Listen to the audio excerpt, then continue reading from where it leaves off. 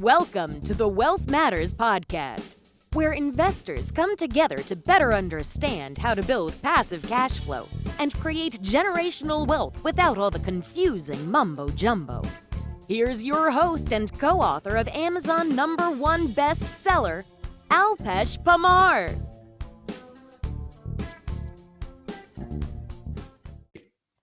Welcome to Wealth Matters podcast. I have with me Ekaterina Stepanova.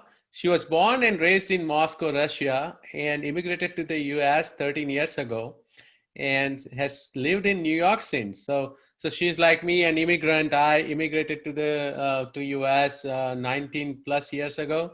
So yeah, we'll have an interesting discussion. She's a principal at M2K Partners who owns and operates several mobile home park communities throughout the country with the focus on value add properties. Ekaterina is a founder of Equity Tree, an online platform dedicated to helping commercial real estate investors manage their deals and investor relations for an affordable price. And right before the podcast, we were actually discussing about that. So welcome, Ekaterina. Alpesh, thank you very much. It's a pleasure to be here. I'm looking forward to a discussion. Yeah, absolutely. And one thing I forgot to mention that she's also a host of monthly virtual meetup for mobile home park investors called MHP Tribe. That's how I met her through MHP Tribe Facebook group. And she's been throwing some great educational stuff as well as, guiding everyone. So yeah, thank you for doing that, Ekaterina. It's my pleasure. Yeah. So let's get started. Tell us something interesting about yourself, which we cannot guess. Well, interesting that you cannot guess. Well, so something interesting. Throughout my, my adult life, since I started working, I was working in marketing and advertising and PR. Oh, wow. So right before I started investing in mobile home parks, I was working with artists. No. That is true. So I was working with classical musicians nonetheless. Nice. Yes, at the Columbia Artists. Okay. So I was doing the production for orchestra performances, galas, and things like that. So something interesting transition from opera galas to mobile home park investing.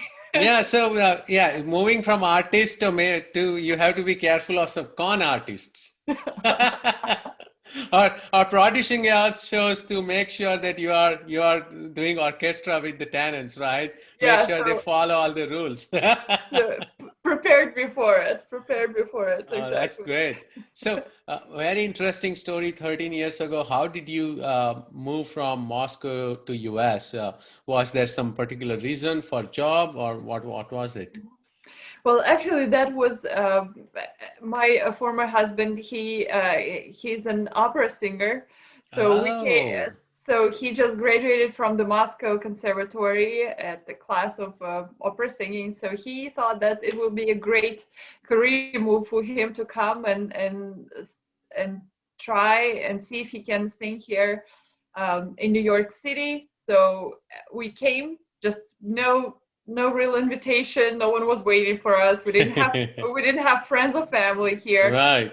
So we just came because he said, well, there is this coach who teaches opera singers in New York City, so we should go. Nice. And we went. And so our first 2 years in the United States, well, in New York in particular, were exactly like that. Very spontaneous. No.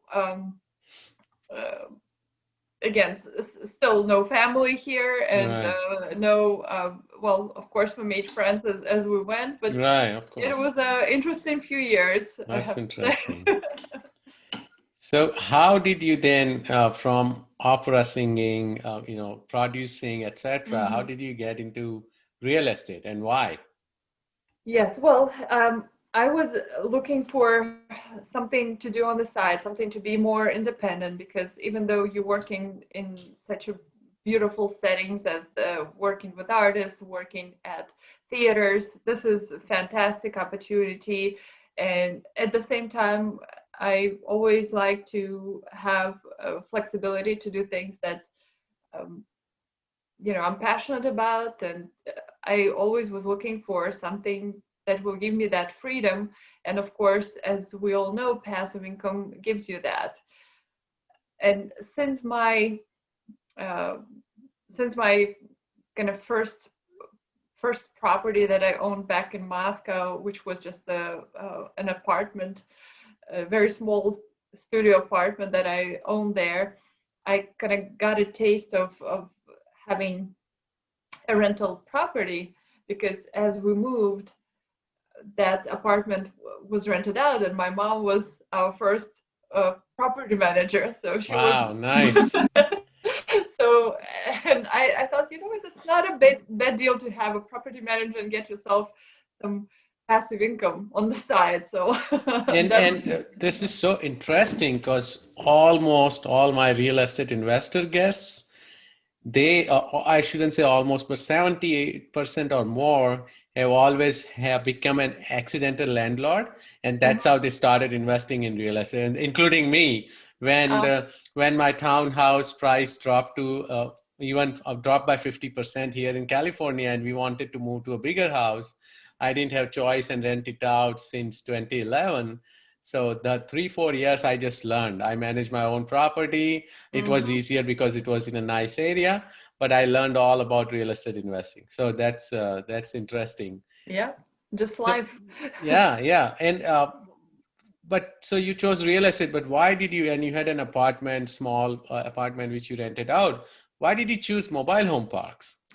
Well, it wasn't my first choice. First, as we moved here and a few years down the road, I was just trying to figure out what am I going to be doing here and how am I going to be doing.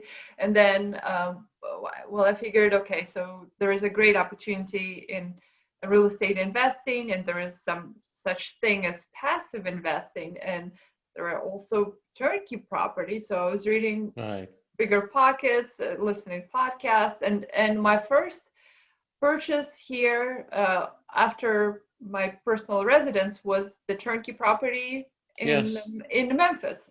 Oh, Memphis. Okay. Yeah. I started with Cleveland. Close enough. Yeah, these are the stopping grounds, right, for all Yes. turnkey investors. Ohio, right? Yeah, yeah. Those Those are some markets. of the sucking places because they advertise. Exactly, exactly. So and Alpesh, I was really lucky, I can Oh, say that's now, because I had two subsequent evictions in the course of just 6 months. That was my wake up call to the idea that single family and just that's owning good.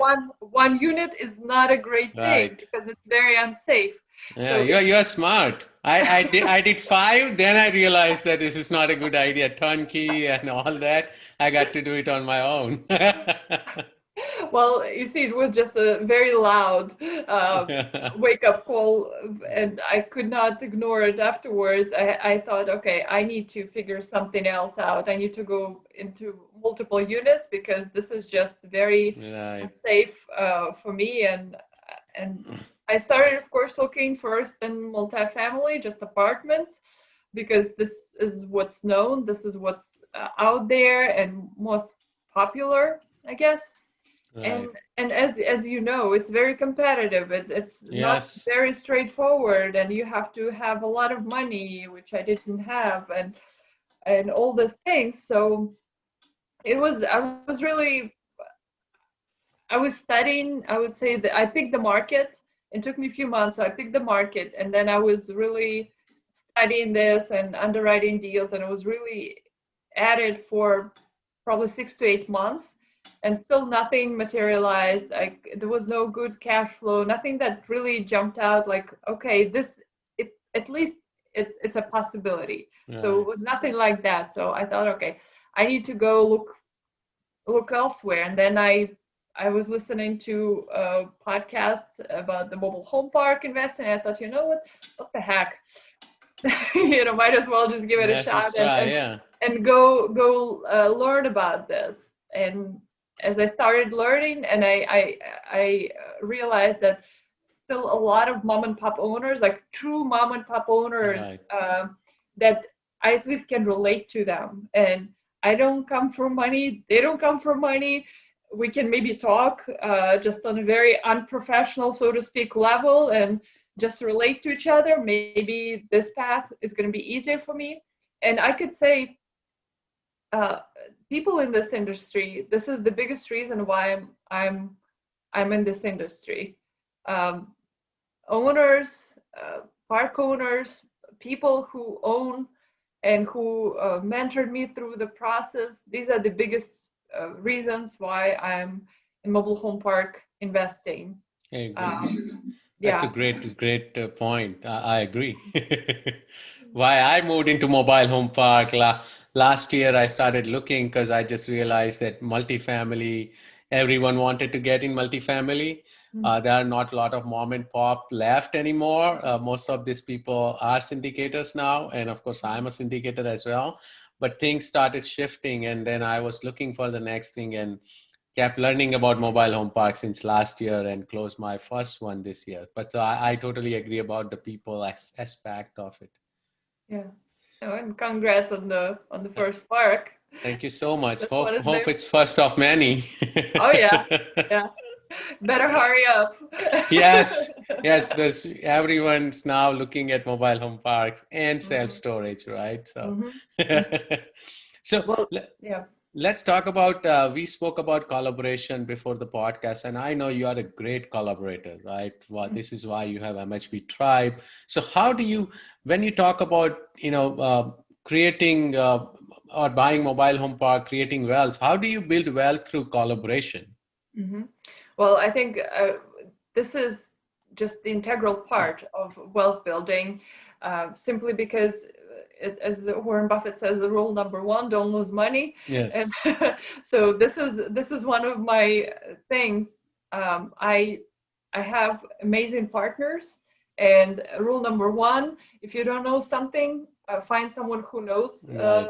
this area of expertise and ask for advice. Be humble, ask for advice, and don't lose money. Whatever you do, ask around until you have enough information, and then you can then you so you can actually execute the deal. And I like this quote: study like you know nothing, work like you can solve anything. Wow. And so I truly like subscribe to it. Study your deal like you know nothing. Ask everybody who has done something similar, has done deals, has been in the industry. Just ask. And I keep asking for my partners all the time. Think. So how did you get this idea of collaboration? Was it during when you were looking your first mobile home park? And how did that go? Yeah, sure.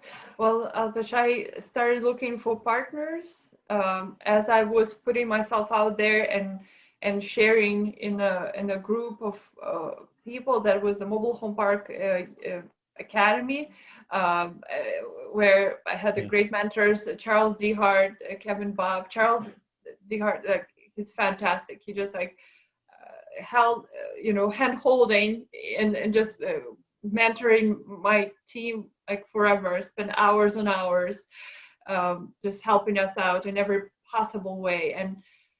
And I was just putting myself out there. I was speaking up, and I was asking questions on the calls when we had student calls, and I was showing what I was doing, how I was doing marketing. So I was really making sure just to speak up and show that I'm taking action. And I knew Right. that people will be attracted, the right people will be attracted to me taking actual steps Yes. towards what we learned. So, and I sometimes say, like, it's like you fishing. In order to fish, you need to put the bait out. And Right. Of who is course. who is the best uh, bait, so to speak? Is just you have to put yourself out there and keep talking very uncomfortably sometimes. And when you just starting out, you don't know what you're talking about, but you have to put yourself out there and speak honestly. Uh, these are the things I'm trying to figure out. This is what I'm trying to work on. And I may not know all the areas and aspects of it, but I would very much appreciate your advice or suggestion or tip or insight or whatever you may have. And sooner or later, someone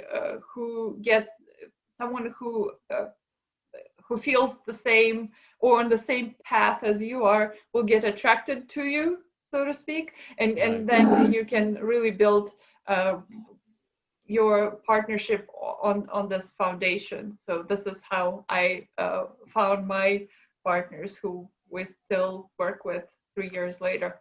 Oh, wow. Okay. So 3 years ago, you were by yourself, and then did you find your partners to the same group, or how did you reach out to them, or they reached out to you? How did that work? So one of my partners, we were in the same mastermind group, and he saw that I'm actively doing marketing. And by then he had, I think, a couple parks already, but he never has done marketing. And he said, well, I have some operational experience and you do marketing. So why don't we combine our efforts and you go ahead and continue your marketing, and I will bring my expertise and help operate these parks. So we started working together, and then we found another partner when we had, I think we had at that point 3 deals under contract, and we desperately needed money. Right. Of course. We desperately needed money. So we, again, we put the word out, said we're looking for equity partner ASAP. Right. And people were recommending us people, so we were talking to various folks, and then we found our third partner, who is out in California, and my first partner, he's in Georgia. Matt Bettinger is in Georgia, and Nick Villanova is in Ah, California. okay. Yeah, I heard Nick's name, right. Hmm. So that's good. Also, you found the partners. Not all of you are located in same place, Oh right? So no, not so at that all. way it's good. And I love Georgia because you and I, we invest a lot in Southeast markets, if I'm correct, Hmm. because I Yeah. own in other properties in Atlanta, Birmingham. My first park is in Columbus, Mississippi. So yeah, that's Hmm. good that you covered almost the entire US or half of it. It's happened not by design. It's just the right people. I guess Right. we've been talking, and I cannot. Well, you may say interviewed, because we were talking to different folks, and we just Right. wanted to fill the right. Of course, it's the synergy. Of course, this is values. Of course, this is a lot of things that same goals. Yeah. Of course, a lot of things they need to click into place, and I think we were just also very, very lucky this time. Uh, 3 years after, I could say that we were probably just really also very lucky to Right. to find the right people who we Yeah. still enjoy working with. Yeah. Real estate is a relationship business, right? And partnership is like a marriage. You got to date before you partner, right? And you never know. So I'm glad that it worked out, Yeah. right? Um, Yeah, I know. And since I have to say, I'm sorry, I'm just get no, very go ahead. excited when we talk about partners. This is, and I always say this is always my preference. Whenever we do a deal, and we will maybe talk about the equity tree, this is always my preference.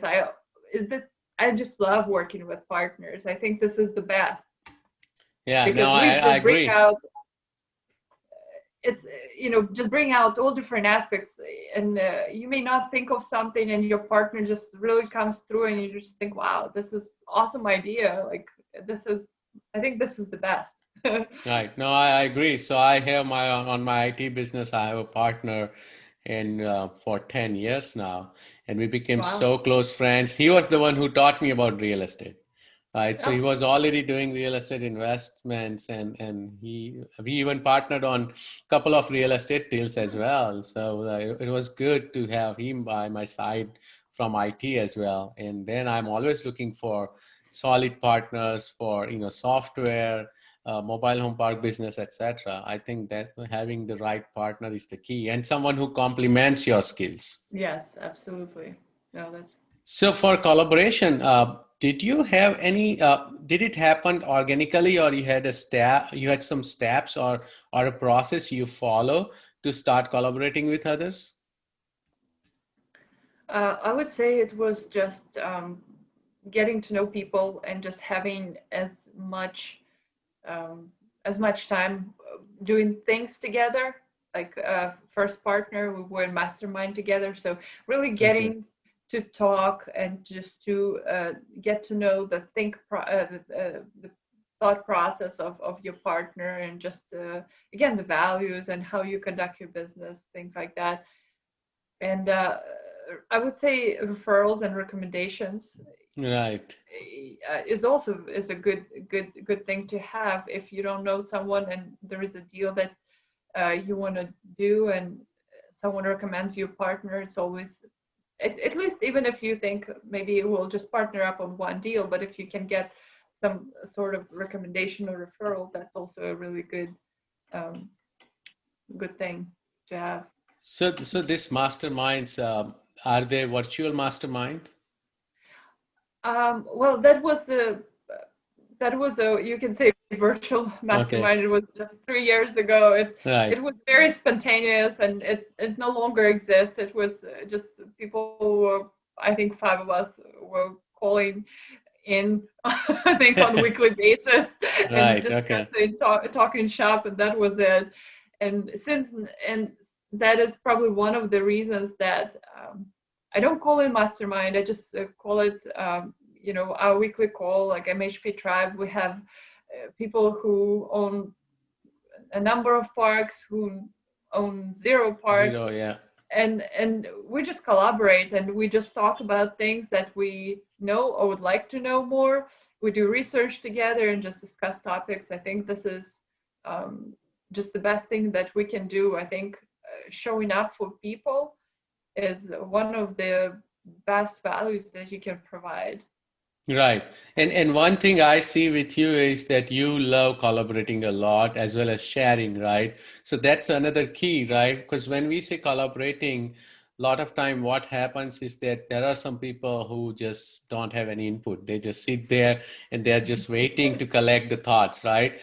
So have you ever thought that, oh, you're working on all of these things, let's say just the deal evaluator, right?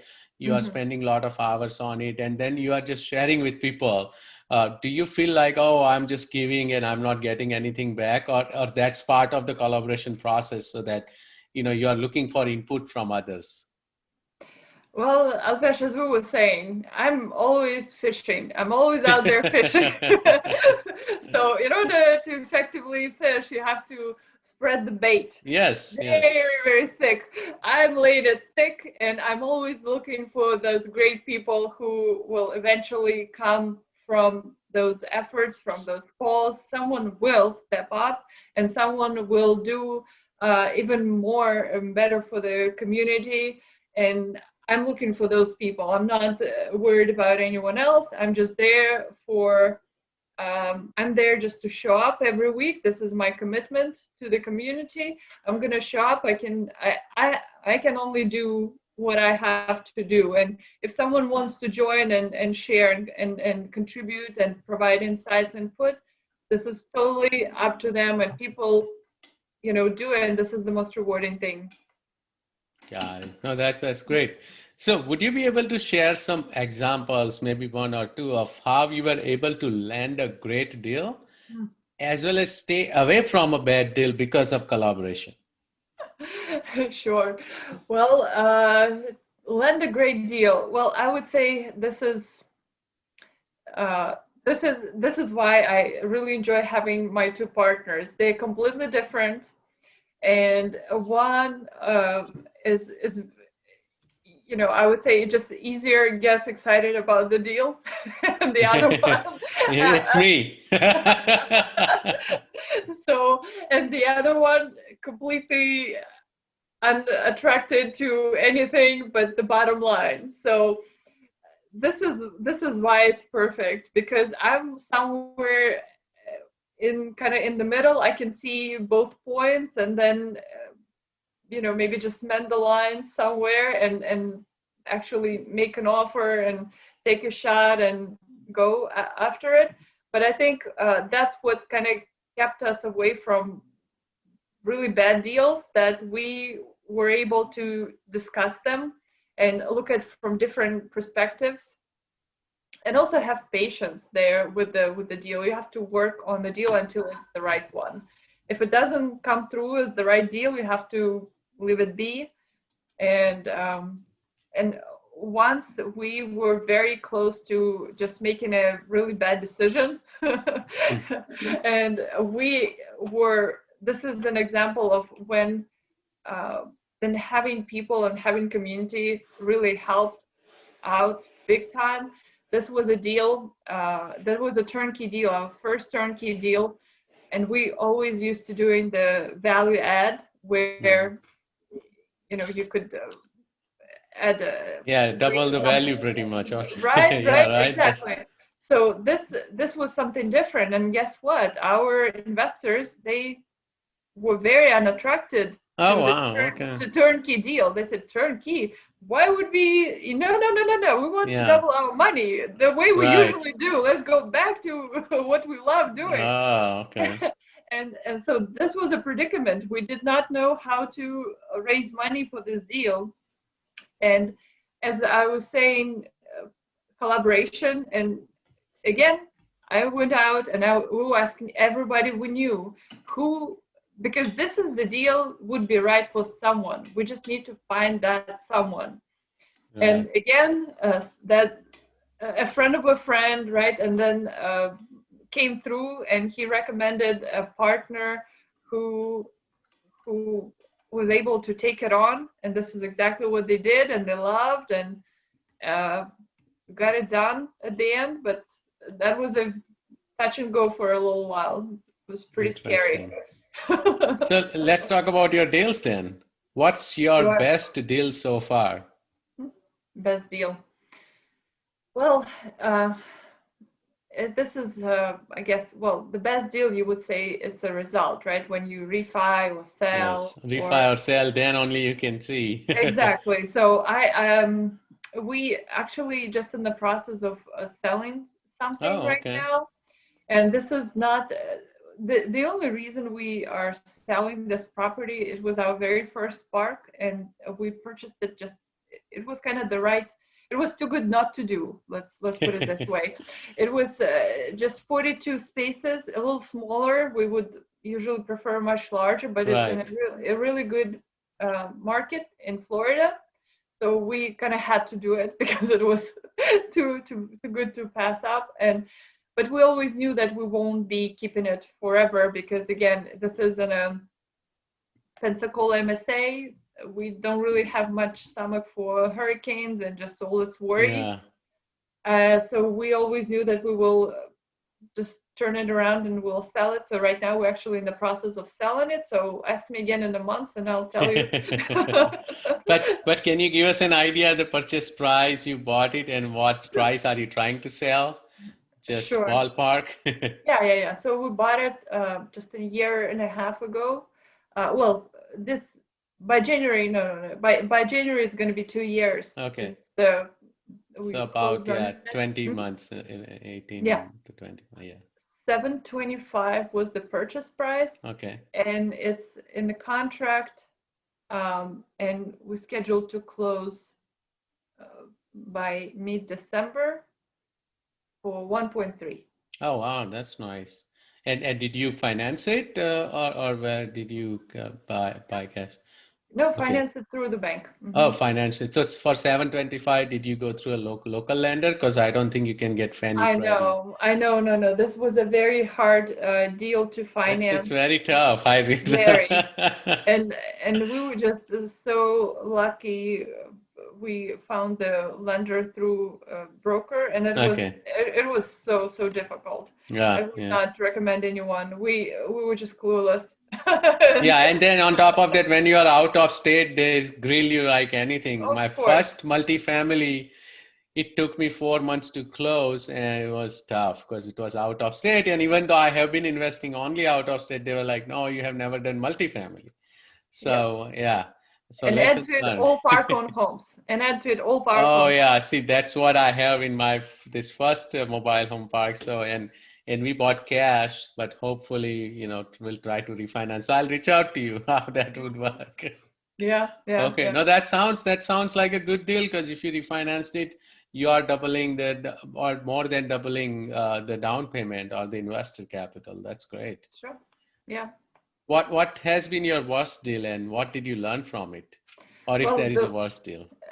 the worst, I would say it was just a very nerve-wracking experience when we were purchasing that Arizona park, that we did not have the right investors for it. And it was just very nerve-wracking, but it was closed and thankfully it's closed and it's operating well as expected because it's turnkey. There is Yeah, nothing, turnkey, yeah. like what can you do there, right? It Right. just runs and it's good and it's a Tucson, so what's going to happen, Yeah. right? There is no hurricanes, and And God willing, it's Tucson gonna. is a good market. Yeah. Yeah, of course, and just our investors did not feel it, Right. so we Right. had to find the right partner Right. who had the right investors. So So from so you Tetra Tech, still own that park, but with different partners. yes, Okay, exactly. got it. Awesome.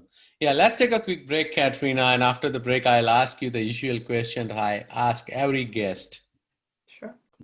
Welcome back to Wealth Matters Podcast. I am talking to Katrina about collaboration and how she got into mobile home park business. Katrina, are you ready for fire round? Sure. Okay, let's go. Would you be changing any business or investment strategy after coronavirus? No. Now, so whatever you are doing has been working. That's great. Yeah, I think we're always on a more conservative side and always trying to, and I think there is no reason to change that. Got it. Any effect have you seen because of eviction moratorium? Well, we were not able to evict let's say, in the state of Michigan, there was eviction moratorium. However, they did start the eviction diversion program there, so we were able to recapture some of the rents that way. And again, this was some tenants that we inherited Right, with the purchase of the park. Unfortunately, we were not able to evict them fast enough right. before the corona. I hope these politicians realize the pain of being a landlord, right? So, Mm, as a landlord or a mobile home park owner, we want to provide an affordable housing in a nice community, right? But if we are not getting paid, it's hard for us to do that, right? exactly. Favorite real estate or finance or any other related book? Hmm. Well, I referred to recently, and I really like the book by Mike Conlon. He is one of my absolute favorites in the industry. And his book is called Unconventional Wealth. And this is where Okay. he talks about mobile home parks and other businesses. That is somewhat similar, I think, motive in the book Millionaire Next Door. Oh, So, okay. Okay. Yeah, I haven't read this one, Unconventional Wealth. I'll put it on my list. yeah, My not list is growing. yeah, that's right. There are not too many books on about mobile home parks Right. or even mentioning this business as a good business to get into, but this is definitely one of them. And I would talking about mobile home park investing and just mobile home park as a business. Um, I would highly recommend Glenn Esterson's Oh, I was going to book. say that. Yeah, Manifesto Mobile Home Park Manifesto. And by the way, Glenn has been a guest on the podcast last year. His book is great. is No, absolutely no amazing. doubt. Glenn is a great friend, Yes. and the wealth of just information and insights and experience he has in the industry has been of a great benefit to our community. Yeah, no doubt. Any tool or website you recommend or you can't live without? Hmm. Well, for mobile home park investors, I highly recommend Frank Rolf's podcast. Yes. Um, Again, he is a veteran investor. he knows everything there is to know.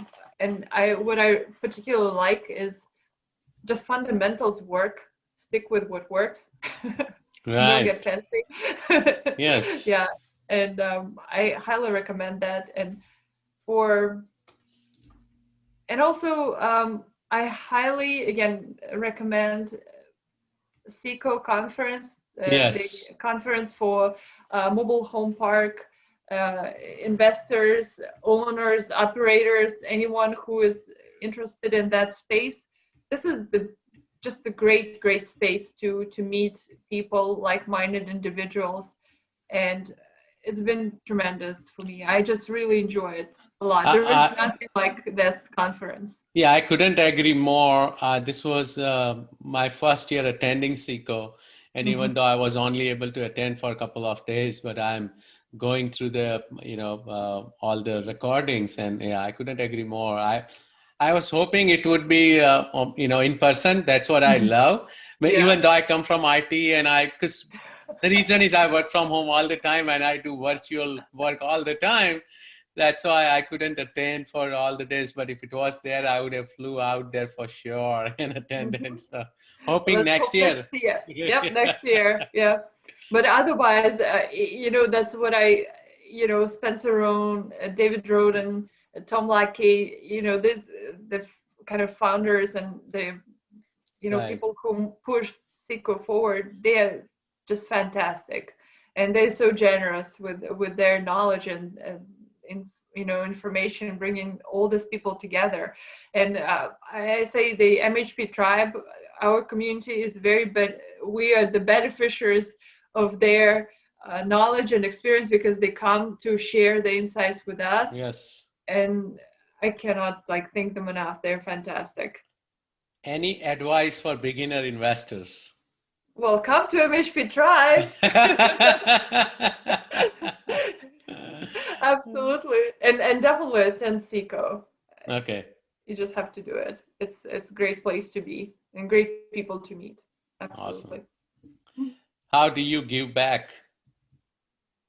Well, I try do my share. Whatever I know, I will share, and I would like to, as my personal contribution, um, just share what I can and help however I can, because again, as I was mentioning, I'm definitely beneficiary of those people who walked the before me, and they were so generous with everything, their time and their knowledge, and I'm just trying to do the same as much as I can. And and I can say this is just very rewarding to attempt and do this on weekly and monthly basis, because um, I think that's just a good karma. Yes, karmas will always have your back, right? So, how can my listeners reach out to you? Well, definitely you can connect with MHP Tribe group on Facebook. Can just email me, my mhptribe@gmail.com. I'm on LinkedIn as Ekaterina Stepanova, and my team's website is mhpteam.com. So Awesome. anywhere and everywhere, easy to find me. I'll put all of that in the show notes. Thank you so much. Thank you.